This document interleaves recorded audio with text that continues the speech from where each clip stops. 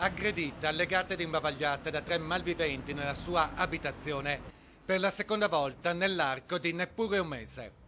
È accaduto la notte scorsa a Favaro Veneto, vittima una 67enne farmacista che abita in via San Donà, proprio sopra l'esercizio della quale è titolare.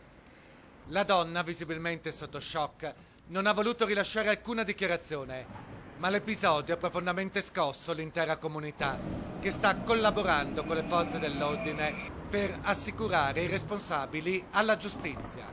Girano facce strane, quello sicuramente. Dopo bisogna stare attenti, a una certa ora uscire è un po' pericoloso. La donna aveva subito la prima rapina nella notte tra il 7 e l'8 maggio. Aveva sentito dei rumori, aveva aperto la porta e 3 banditi l'avevano assalita.